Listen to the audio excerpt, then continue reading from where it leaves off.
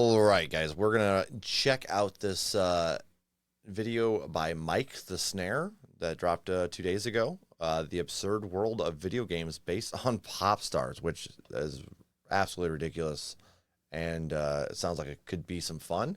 So right here again is the video. Make sure you like and subscribe if you enjoy his their content. Excuse me, and we'll see what we got. Michael Jackson's Moonwalker is a game where you dance at evil men to save children.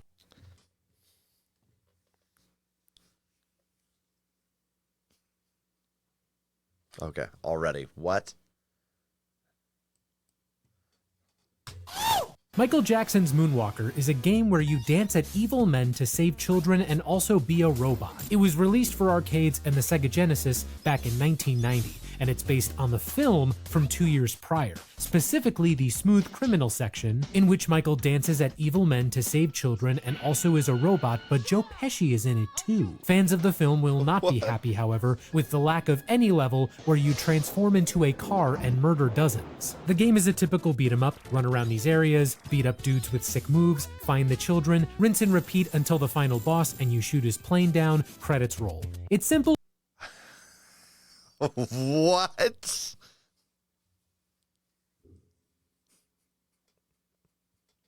It's too early for this shit. They made a fucking game where he finds children. Oh, what? I would never play this fucking game. But it works. Controls are smooth, visual presentation. Okay. Colin, thank you for the resub. Appreciate that, brother. Morning. Is solid. Morning, morning, morning.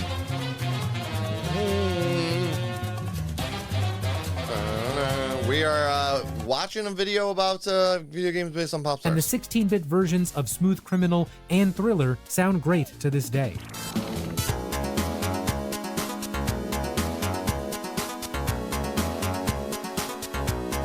I mean, that would be a fire track in the 90s for sure. Early 90s. Thinking about Moonwalker got my mind racing about video games based on musicians because they're very rare. When you think of multimedia projects about a musician, usually you picture a tour or a movie or a TV series. I'm trying to think of if I can. Okay, so we have that Michael Jackson game. I'm thinking there's the rapper. Wasn't there like a rapper like Def Jam? It was like a rapper battle. Would that count as a pop star? They're not pop stars, they're rappers. 50 Cent had one. Get Rich or Die Trying. Wasn't that or no, Bulletproof. It's called Bulletproof. 50 Cent had one called Bulletproof. That's all I can remember off the top of my head, honestly. Video games, not so much. But they do exist, and today I'd like to talk about a curated selection of them. A few disclaimers before we jump in further. This is not going to cover rhythm games at large. I already did a whole video about those last year. This is also not going to cover rhythm games focused on one musician or band, as they are still rhythm. Yeah, like Guitar Hero, Aerosmith, and all that shit. Yeah, get it. Rhythm games. For example, MJ had a whole rhythm game made about him, but instead I'm talking about Moonwalker. And that wasn't the only time MJ was in a game.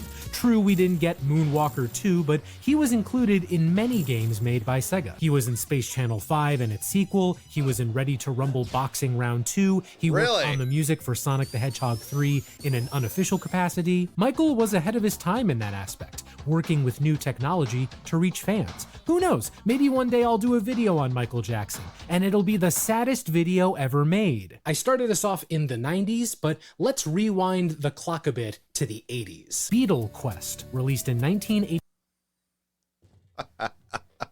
The Beatles Quest. What? Oh my god. For the Commodore 64 and ZX Spectrum. This was made with a text-based game creation software called The Quill by a man named Gary Marsh. Look at this box art too, it's lovely. I can't wait to go on a full quest. It looks like 60s psychedelic art. With the Beatles and their music. It looks like.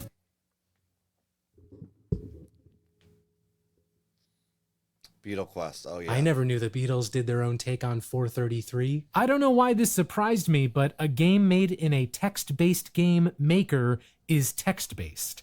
Let's give it a shot. You are in a bedsitter circa 1969. You recognize it from the hissed sock sitcom vids back home, e.g. Hancock and the Liver.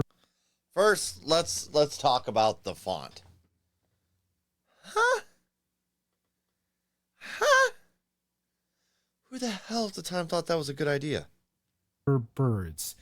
Telephone lies nearby. You can see a pair of knitting needles. What now? Go to bed.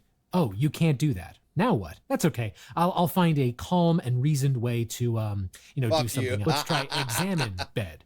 Ah, there we go. Okay.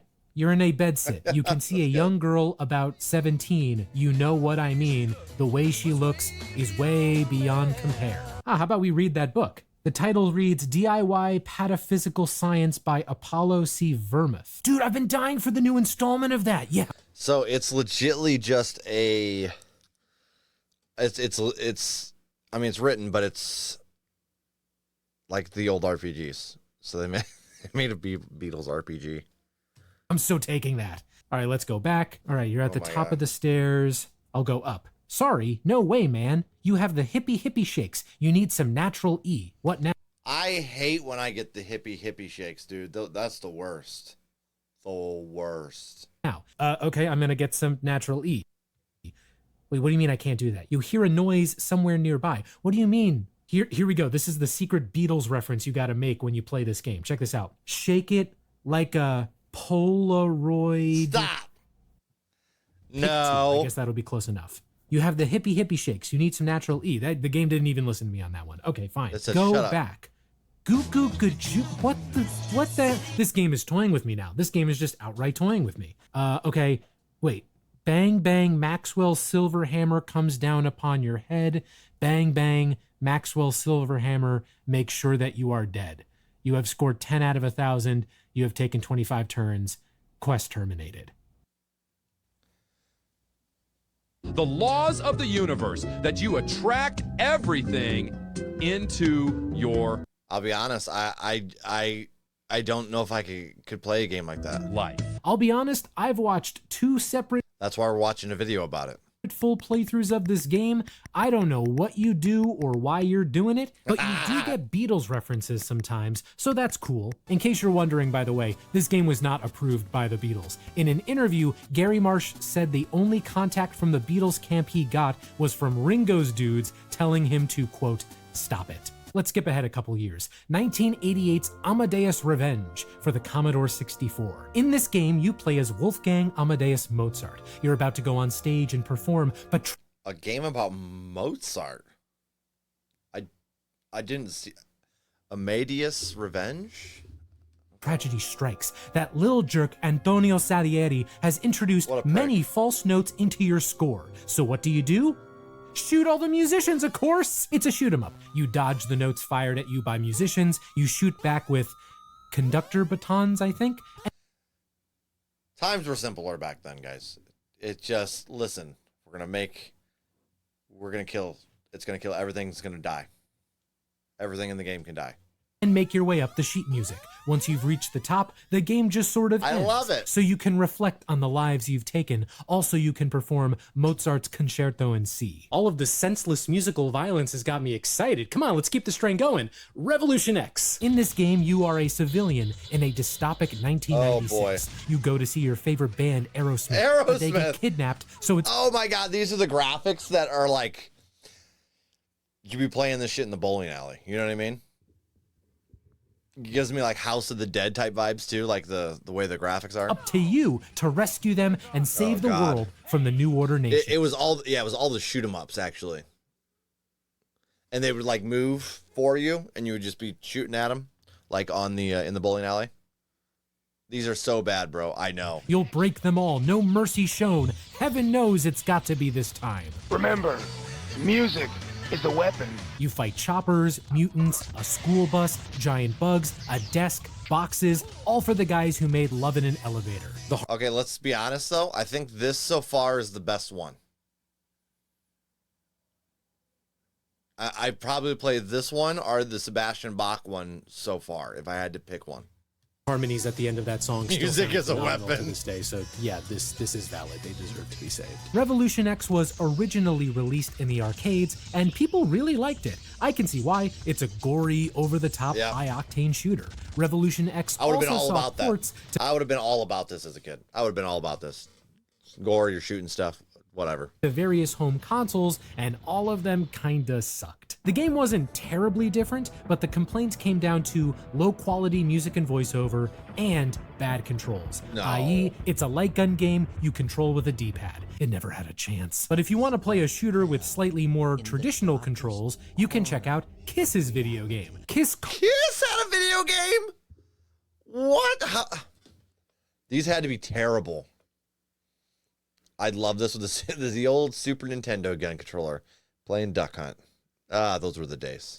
Psycho Circus: The Nightmare Child is a first-person shooter released for the PC and Dreamcast in 2000. The levels are brooding, the enemies are brooding, the bandmates are Wait, these aren't the members of Kiss. So here's the thing. This game is based on Kiss the band technically, but more accurately, it's based on a Todd McFarlane comic, which is based on the band. So Kiss Colonoscopy doesn't have the likenesses of the bandmates outside of the startup screen. There's also no Kiss music in the game, unless you interact with a jukebox in the first level. Oh Then you my God. can hear a minute-long section of the song Psycho Circus, which ends abruptly.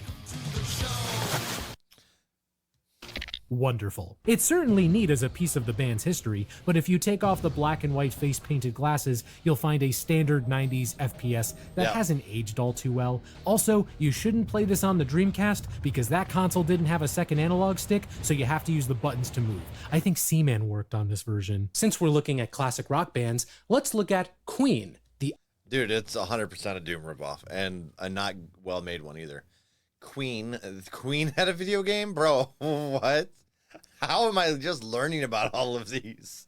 Oh my Did you God. just look into my IE? We've got another classic rock band exploring dystopic undertones in their video game, similar to Revolution X. It's also similar in tone with the David Bowie-led video game Omicron: The Nomad Soul, a game that I am excluding David Bowie had a game? from this retrospective on the technicality that it is not based on David Bowie, but just happens to star David Bowie. Okay. All right, this was released in North America 7 years after Freddie Mercury's death and a year after the band's final album. It's not promoting new music, and all the music within comes from past records. Why does this exist? Apparently, the living members of Queen just thought it'd be cool to incorporate their brand and music into a story-based video game. I learned that, and various other things, from this interview with the game's creator and writer, Richard Ashdown. It's like the only record of the game's background. Shout out to the channel Mini-Me, link in the description. The game has you play as Dubrock, an agent of the an oppressive regime that has outlawed all art forms. Dubrock discovers a collection of hard rock music, but is then sentenced to death in the arena. The rest of the game has you... He got his ass whooped. You guys see that? He took a fucking lead pipe right to the chin. Fighting and solving what a bitch puzzles in order to defeat the presentation is intriguing, the character animations are smooth and natural for the time, and of course the music rips. In fact, the 5 discs that stored the game also stored the music, and each disc could be played as a CD. The only thing I can bash it for is every other aspect of the game. Sorry. It's been criticized for being too clunky to control, too obtuse to figure out certain puzzles, and too difficult to play. Not helping is the fact that it's never been re-released and you can't play it anywhere by legal means. Actually, now that I think about it, basically all of these games are no longer available by legal means. I imagine that's mostly due to music licensing costs. Kind of a bummer. Also, look at how this magician guy kills you. That was nothing. That was like a strong pat on the back. What was that? You know, the past 3 games I've looked at have all been about rock bands, but what about hip hop? That was huge in the 90s. There we go. I'm calling it, guys. We had there was the Def Jam fight game. There was a 50 Cent game. There was another game too. Shit, who was that? Well, we're in luck because the Wu-Tang Clan put out their very own game in 1999 for the PlayStation 1. Are you ready?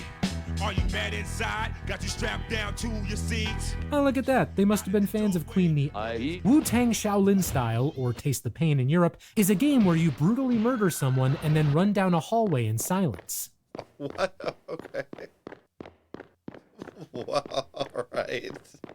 Oh my God. When it's not a pensive life reflection simulator, it's a fighting game for up to 4 players. The closest modern day comparison I could make would be Smash Bros, but it's way more like Power Stone 2. You are the champion. Keep it up. Here's something I've never seen before. The gore and blood is censored when you first boot up the game, but you can uncensor it using a cheat code found in the game's manual. For the life of me though, I can't find the reason why they did this. If you know, please leave it in the comments. It's not like it helped with the game's age rating, it's still rated M. And man, can this game get gory. Look at all that pixelated PS1 blood. In fact, baby. Looking at footage of this game reminded me of another game from around this time. There it is. In the 90s, there was a game called Thrill Kill. If you were like me as a kid never and mind. never saw one of those top Never heard of Thrill Kill. Colin, shut up, man. It's too early for all that. Ooh. It is early. It is early, let me tell you. I don't like this shit, guys. The only reason I'm here is because it's in my contract. It's in my contract, guys.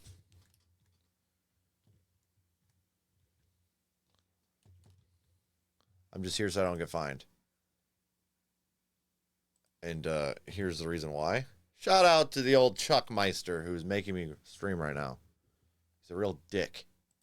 10 most dangerous games ever listicles or videos, this was probably somewhere on it. Now, what I did not remember from those listicles and videos is that Thrill Kill never actually came out. The ROM for it is definitely available today, but the game never saw an official release. At least under that name. Wu-Tang Shaolin Style is basically Thrill Kill with a Wu-Tang coat of paint. After Thrill Kill was killed thrillingly, the developers tried to salvage the work they had done. And it just so happened, the Wu-Tang was looking to expand their brand in every direction imaginable. Thus, Shaolin Style was born. Yeah, why not? It's a very interesting Why not? story. Check out this Variety article if you'd like to learn more. Chuck said me too. Upon release, Shaolin Style was met with solid reviews and sales, even if it was sort of left out to rot. Its publisher Activision had a very big hit earlier in 1999 and had fully shifted the marketing budget to that. I don't know, maybe check it out if you're a Wu-Tang fan. Let's stay on hip-hop as we move into the 2000s and check out 2 games all about 50 Cent. You might remember... Hey! Yeah, one was definitely Bulletproof. Oh, that's this one. That a key piece of 50s lore is that he was shot multiple times and lived to be a famous musician. The 2005 game 50 Cent Bulletproof is a dramatization of what happened after that fabled event. Lots of high-profile personnel worked on it too. 50 Cent was heavily involved, a bunch of his cohorts appear in the game. The guy who wrote the game story not only wrote the 50 Cent movie, but also worked on The Sopranos. And when you put it all that's cool. together, you get a run-of-the-mill 2005 third-person shooter. The production around it is certainly remarkable, the music is solid, the voice acting is pretty good. It's just that actually playing it today, it feels clunky as hell. You could also play... I imagine this is gonna be, it would be incredibly clunky. I'd probably play it though, I'll be honest. I'd play this. I'd give it a run. You remember playing a little bit? Yeah. I remember seeing it in magazines and stuff. My parents wouldn't let me. Play the PSP version, which has the same story, but its gameplay is from a top-down perspective. That one's not beating the clunky allegations either. Bulletproof did sell more than 1 million copies though, so of course a sequel was bound to happen. 50 Cent Blood on the Sand in 2009. I wonder what the story of this I forgot about Blood on the Sand. I don't remember it being very popular though. one is. 50 Cent and his favorite friends are playing a show in the Middle East. After the show, he finds out that the promoter can't pay him $10 million, but he can give him a diamond-encrusted... My script says encrusted. A diamond-encrusted skull, but that skull is stolen by a terrorist group, so you, as 50 Cent, the famous rapper, have to go around the Middle East killing hundreds to get the skull back. Yeah, so this is just a bonkers story to follow. Holy shit.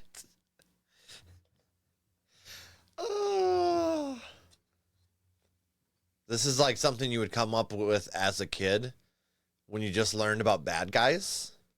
You know what I mean? You're like, we could touch down over there. We could take them all out. follow up the relatively grounded plot of Bulletproof, and I'm not sure if a game that's basically musician goes to the Middle East to murder countless people has aged well, but there's a... Did he just play fucking Toby Keith? No, he didn't. No, he fucking didn't. Relatively grounded plot of Bulletproof, and I'm not sure if a game that's basically musician goes to the Middle East to murder countless people... I'm pretty sure that's fucking Toby Keith.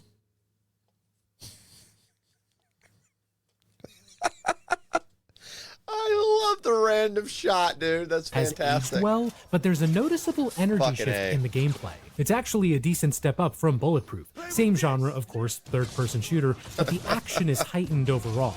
More enemies, more up-close kills, more taunts. Many men wish death upon me. Blood in my eye, dog, and I can't see. More choppers, like an insane amount of choppers that you fight. For real, every boss is a chopper. Apparently because 50 Cent's son wanted them in the game. You That's dope. 50 Cent Son said, I want choppers. even get scored on You your get performance, choppers. giving the game a real arcadey feel. It all makes you feel like you're 50 cents. Sadly, Blood on the Sand sold far worse than Bulletproof, it did. so it's unlikely we'll ever get a 50 Cent game again. But still, it's cool we got two. Yeah, take the choppers down! You know, I'm just realizing something. Most of the games that I've been looking at in this video have been very grisly, very mature, very much about, you know, blood and killing and dismemberment and Of course. just like Of course. very not family friendly, very not mature, very much about for all ages. I don't really know if that's to do with dismemberment, shooting, the video games, just like very not brutalizing, very not perceived fan base. I don't know if I really know as getting these games made about this video focus on the video games industry at the time. There's just a lot of fan base. But we could do something a little bit more family friendly this time. Hannah Montana for the Nintendo DS. One day, young Miley Stewart is given a note by her father. I The note knew says that Chuck someone would knows be so pissed about that. Oh, who she shit. really is. International pop star Hannah Montana. Hannah Miley and Montana, her let's friend go. Lily have to find the person who could reveal her secret Monticret identity. Hannah Montana DS is not a shooter. They're lucky. They're lucky that this is a DS game, because otherwise we'd be playing it right now. Just for shits and giggles. I'm as shocked as you are. It's a point-and-click adventure game where you, as Miley, search for clues in a variety of locations. It's structured into 3 sections, with each one being a new story of someone trying to out Miley's identity. Sort of like 3 episodes of the show. You'll interact with characters from the show like Mikey, Jolena, Bomb Boom, and Mr. Napkin. I didn't watch Hannah Montana as a kid. I was way more into like Chowder or something. Conversations are guided by your decisions, and you can choose which dialogue. Chuck said, I want to play this now. Hey, Colin, have a good rest of your day, bud. Snowman, what's good, brother? Options to say by making the corresponding drawing on your touchscreen. In fact, everything in this game revolves around the touchscreen, even opening doors, which is good because that's how I open doors.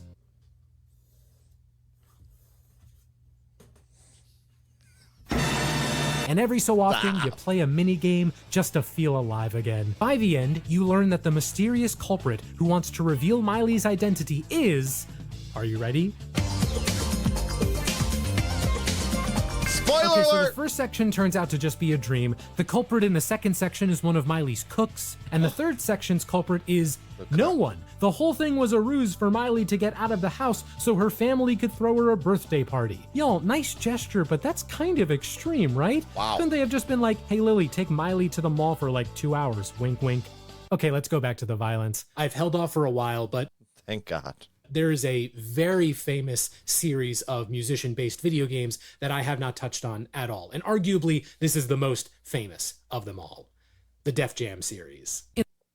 Told ya. I told you, boys. I called it. I called the Def Jam thing In happening. the 90s, EA and developer Aki cranked out a ton of games based on the WCW and WWF. Yep. But once the 2000s hit, the WWE bought them both and revoked EA's license. So Aki went back to the drawing board to see what they could do with this wrestling game engine they had. After some brainstorming, the team landed on a game centered around hip-hop. and as luck would have it, Def Jam's president at the time was keen to enter the video game space in a greater capacity. Once again, a super interesting story that is detailed in this OK Player article linked in the description. This meeting of the minds gave us 3 fighting games between 2001 and 2010, starting with Def Jam Vendetta.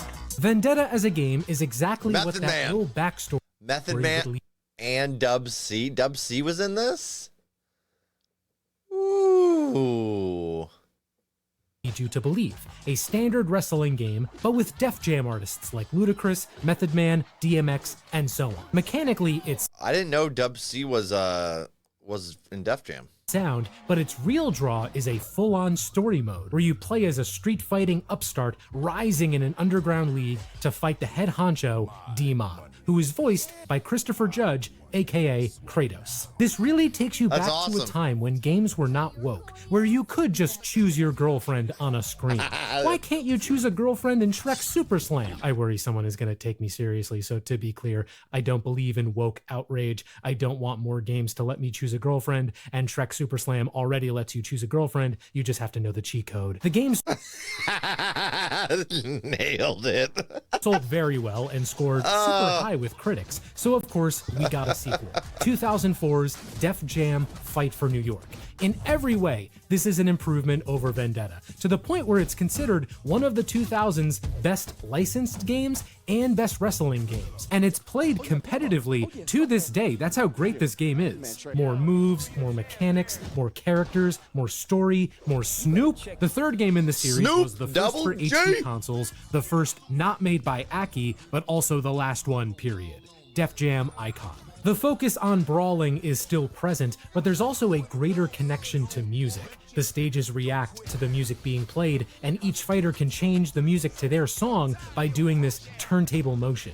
I like that idea a lot, but the game that it's built around was not well received. There's just this detached feeling when you play it. The controls feel stiff, and the lack of a UI means you can't tell how a match is going. You just hit each other until one of you doesn't get up again. Cool game. And A lot the of last shit game you I don't wanna want talk to about- hear. Do I even need to say it? I don't know.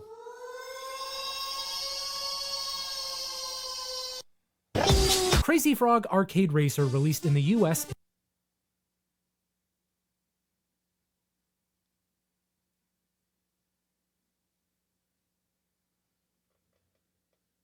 That's hilarious. Crazy Frog. Well, in 2006. It's technically the second it's too early for this shit.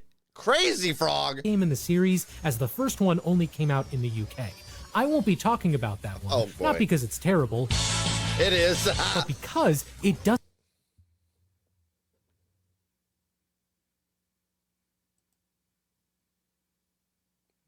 UK. I won't be talking about that one, not because it's terrible, That man, this little creature needs some pants.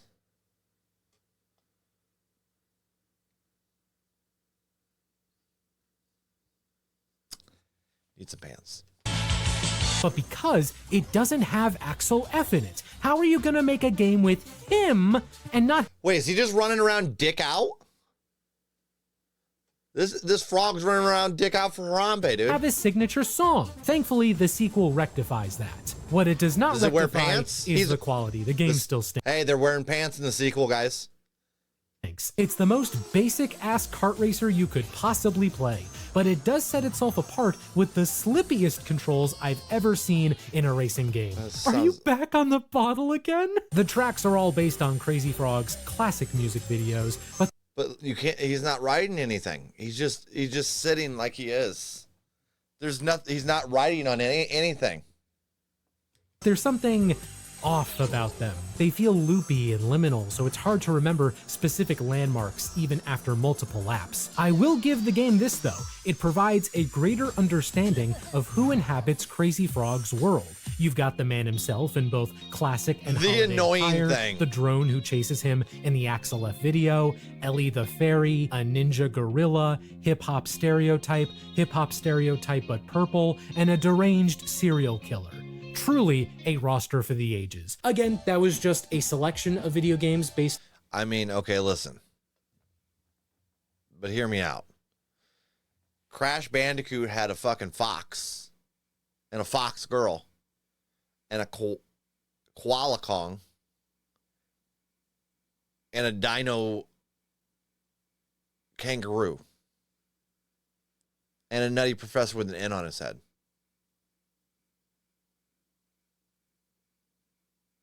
And there's a lot of other wacky characters. That worked.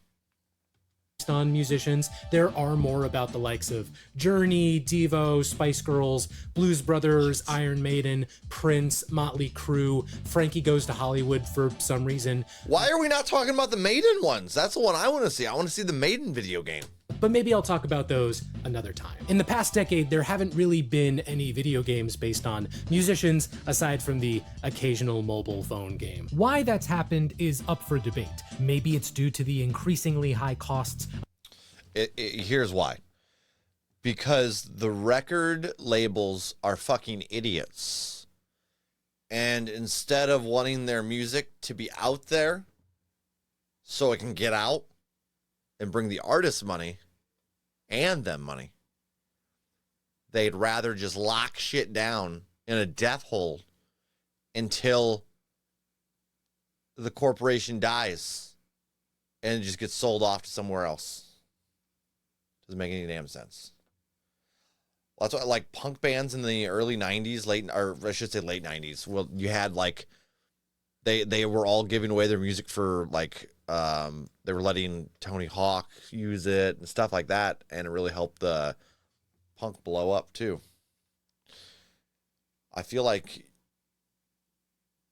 I don't know. As a musician, I feel like I would love my stuff being used in, like, video games especially. But then again, I'm a huge video game nerd, so kind of biased, obviously. And I'm not a musician, and I don't have a idea of how hard it is to be a musician. So I can't really make that assumption. Tough balance, perhaps. I'd never buy a game based on a rap group that I've never heard. No, that's fair. That's fair. That's absolutely fair. Of making big budget video games. Maybe record labels find it easier to license music out to existing games like Fortnite Festival. Maybe video games just aren't the way musicians want to connect with their fans these days. But I think there is an opportunity in modern times for a musician-based video game. And I want to preface this by saying, I don't think this game should exist. I just think it would be very successful. Here's the idea. Def Jam, okay, but with pop girls. This would be a brawl. You would have every simp on the internet trying to play this game, for sure. But instead of rappers on Def Jam, it would be beloved pop stars. Think of the matches. Taylor and Katy have bad blood. They won. Am I terrible for wanting to see a Katy Perry versus Taylor Swift battle?